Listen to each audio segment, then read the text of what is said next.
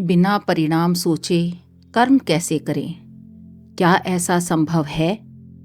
इस प्रश्न का भी उत्तर मिलता है हमें गीता में। गीता एक संवाद जिसने मनुष्य को जीवन जीने की दिशा दी। जब मानव का विवेक डगमगाया तब समय ठहर गया और वाणी दी स्वयं भगवान ने, ताकि आने वाली पीढ़ियां समझ सकें जब कर्तव्य और करुणा टकराएं तब कौन सा मार्ग चुनना चाहिए, क्योंकि युद्ध बाहर ही नहीं भीतर भी है। स्वागत है गीता फॉर लाइफ की इस श्रृंखला में, जिसमें हम उसी दिव्य संवाद को फिर सुनेंगे और समझेंगे जीवन के युद्ध में अपने ही भीतर के अर्जुन को पहचानने के लिए। नमस्कार, जय श्री कृष्ण। मैं डॉक्टर सीमा शर्मा आप सबके साथ गीता के दिव्य अमृत संदेश को ग्रहण करने के लिए उपस्थित हूँ। मित्रों, श्रृंखला की पिछली कड़ी में पहले अध्याय में हमने देखा कुरुक्षेत्र की युद्ध भूमि में कैसे अपने ही गुरु, पितामह और भाइयों को सामने देखकर अर्जुन का मन करुणा से भर उठा। उसका शरीर शिथिल हो गया, धनुष हाथ से छूट गया और वह शोकग्रस्त होकर बैठ गया। यही वह क्षण था जब भगवान श्री कृष्ण ने अपने प्रिय सखा अर्जुन से जीवन का महानतम सत्य प्रकट करना प्रारंभ किया। यहीं से भगवान श्री कृष्ण का अमृत उपदेश प्रारंभ होता है, जिसने अर्जुन के जीवन की दिशा बदल दी और केवल अर्जुन ही नहीं बल्कि आने वाले युगों युगों के लिए समस्त मानवता को जीवन का मार्ग दिखा दिया। अब आरंभ होता है दूसरा अध्याय, सांख्य योग। अर्जुन समर्पण का भाव रखते हुए दुखी होकर बोले, हे कृष्ण, मेरा मन धर्म संकट में है। मुझे कुछ समझ नहीं आ रहा कि मेरा कर्तव्य क्या है।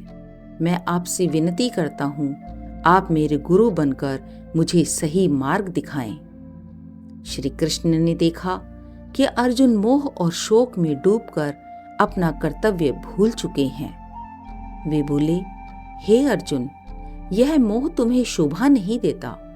हृदय की यह दुर्बलता त्यागो, उठो और अपने कर्तव्य को पहचानो। कृष्ण का स्वर कोमल भी था और कठोर भी, क्योंकि कभी कभी सत्य को जगाने के लिए कठोरता आवश्यक होती है। अर्जुन अभी भी विचलित थे। वे बोले, हे माधव, मैं आपके वचनों से भ्रमित हूं। मुझे धर्म क्या है समझ नहीं आ रहा। आप ही मुझे निश्चित रूप से बताइए कि मेरे लिए क्या श्रेयस्कर है। यहां अर्जुन ने पहली बार स्वयं को शिष्य के रूप में प्रस्तुत किया। अब वे केवल मित्र नहीं रहे, अब वे शिष्य थे और कृष्ण उनके गुरु। फिर कृष्ण ने अर्जुन से आत्मा का शाश्वत सत्य बताते हुए कहा, तुम शोक कर रहे हो उन लोगों के लिए जिनके लिए शोक करना उचित ही नहीं।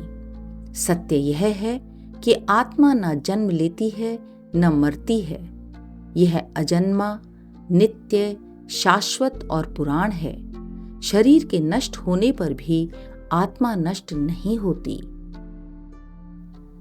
न जायते म्रियते वा कदाचित, नायं भूत्वा भविता वा न भूयः, अजो नित्यं शाश्वतोऽयं पुराणो, न हन्यते हन्यमाने शरीरे।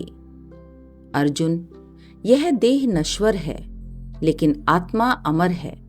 जिसे तुम मारने वाले हो वह वास्तव में मरेगा ही नहीं, और जिसे तुम बचाने की सोच रहे हो वह वास्तव में अमर ही है। कितना अद्भुत संदेश है यह।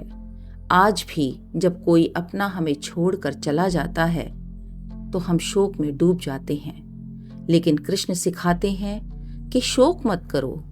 शरीर नाशवान है पर आत्मा अमर है। श्री कृष्ण ने धर्म और योद्धा का कर्तव्य बताते हुए कहा, हे अर्जुन, तुम क्षत्रिय हो। तुम्हारा धर्म है कि अन्याय के विरुद्ध युद्ध करो। अगर तुमने धर्म युद्ध त्याग दिया तो लोग तुम्हें कायर कहेंगे और यह तुम्हारे लिए अपमानजनक होगा, और योद्धा के लिए अपयश मृत्यु से भी बड़ा होता है। श्री कृष्ण ने अर्जुन को उनके कर्तव्य की याद दिलाई। स्वधर्ममपि चावेक्ष्य न विकम्पितुम् अर्हसि, धर्म्याद्धि श्रेयो अन्यत् क्षत्रियस्य न विद्यते। अब श्री कृष्ण ने अर्जुन को निष्काम कर्म का महामंत्र देते हुए जीवन का सबसे बड़ा रहस्य बताया। कर्म करो, लेकिन फल की चिंता मत करो। कर्मण्येवाधिकारस्ते मा फलेषु कदाचन, मा कर्म फल हेतुर्भू मा ते संगो अस्त्व कर्मणि। तुम्हारा अधिकार केवल कर्म करने में है, फल पर नहीं। कभी फल की इच्छा मत करो और अकर्मण्यता, कुछ ना करने में भी आसक्त मत हो। यही गीता का सबसे प्रसिद्ध उपदेश है। आज के जीवन में भी यही सीख हमें संभालती है। हम पढ़ाई करते हैं, काम करते हैं, रिश्तों में प्रयास करते हैं, पर यदि केवल परिणाम पर ही ध्यान दें तो निराशा हमें तोड़ देती है। श्री कृष्ण कहते हैं, कर्म करो, ईमानदारी से करो, पर फल ईश्वर पर छोड़ दो। जब हम फल की चिंता छोड़कर केवल कर्तव्य में लग जाते हैं, तब मन शुद्ध होता है और वही हमें परम शांति तक ले जाता है। श्री कृष्ण ने संतुलित जीवन का संदेश देते हुए यह भी कहा कि हे अर्जुन, जय अथवा पराजय की समस्त आसक्ति को त्याग कर समभाव से अपना कर्म करो। ऐसी समता ही योग कहलाती है। योगस्थः कुरु कर्माणि संगम त्यक्त्वा धनंजय, सिद्ध्य सिद्ध्ययो समो भूत्वा समत्वम योग उच्यते। योगी वही है जो सुख दुख, लाभ हानि और जय पराजय में समान रहे, क्योंकि जब मन संतुलित होता है तभी सही निर्णय लिया जा सकता है। अध्याय के अंत में श्री कृष्ण ने स्थित प्रज्ञ योगी के विषय में बताते हुए समझाया, दुखेषु अनुद्विग्न मनाः सुखेषु विगत स्पृह, वीतराग भय क्रोधः स्थिति धीर मुनिरुच्यते। जो इंद्रियों के वश में नहीं होता, सुख दुख से परे रहता है और मन को नियंत्रित कर लेता है, ऐसा पुरुष ही स्थित प्रज्ञ अर्थात सच्चा योगी और ज्ञानी है। आज का मनुष्य भी अर्जुन की ही तरह उलझन में है। अंतर सिर्फ इतना है कि उसका कुरुक्षेत्र ऑफिस, परिवार, समाज और स्वयं का मन बन गया है। हम भी उलझन में हैं। करियर बनाम परिवार, सपने बनाम जिम्मेदारियां, डर बनाम आत्मविश्वास। आज जब पहचान, पद, प्रोफाइल, फॉलोअर्स और उपलब्धियों से जुड़ गई है, तो गीता हमें याद दिलाती है, तुम्हारा मूल्य इन सब से ऊपर है। असफलता तुम्हें छोटा नहीं बनाती और सफलता तुम्हें महान नहीं बनाती। तुम जो हो वह शरीर नहीं हो और आत्मा स्थिर है, अडिग है। आज हम भविष्य की चिंता में वर्तमान को खो देते हैं। जो हो चुका है उसके बोझ तले दब जाते हैं। गीता कहती है, जो बदला नहीं जा सकता उसके लिए स्वयं को मत तोड़ो, शोक मत करो, सीख लो, आगे बढ़ो। आज की दौड़ में हम कर्म से ज्यादा परिणाम के गुलाम बन गए हैं। Result, rating, salary, likes. Shri Krishna कहते हैं, पूरी ईमानदारी से कर्म करो, पर अपने मन की शांति को परिणाम के हाथ मत छोड़ो। फल तुम्हारे नियंत्रण में नहीं, पर कर्म तुम्हारी पहचान है। आज यदि हमें सुख मिले तो हमारे भीतर अहंकार जन्म लेता है, और यदि दुख मिले तो हम अवसाद में चले जाते हैं। गीता सिखाती है, समत्व ही योग है। यही मानसिक स्वास्थ्य का सबसे गहरा सूत्र है।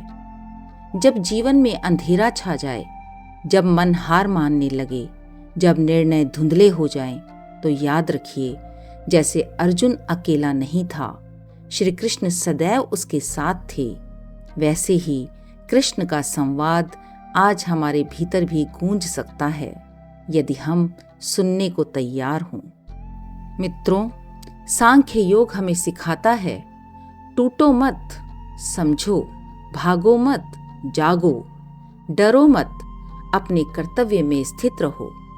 यदि आज हम इस संदेश को जी लें तो दुख हमें तोड़ नहीं पाएंगे, असफलताएं हमें रोक नहीं पाएंगी और जीवन अर्थपूर्ण बन जाएगा। यही है अर्जुन विषाद के बाद श्री कृष्ण का पहला उत्तर और यही है आज के समय की सबसे बड़ी प्रेरणा। तो यह था गीता का दूसरा अध्याय, सांख्य योग। मित्रों, श्रृंखला की दूसरी कड़ी कैसी लगी कमेंट्स में ज़रूर लिखें, क्योंकि आपकी अनुभूति ही इस संदेश को और गहरा बनाएगी। और हाँ, गीता के हर अध्याय में एक ऐसा रहस्य छिपा है जो जीवन बदल सकता है। तो जुड़े रहिए हमारे साथ। अगली कड़ी में फिर आपसे मिलूंगी एक और दिव्य संदेश के साथ और हम जानेंगे श्रीमद् भगवद गीता के तीसरे अध्याय कर्म योग के विषय में, जहां भगवान श्री कृष्ण अर्जुन को बताते हैं जीवन का धर्म है कर्म।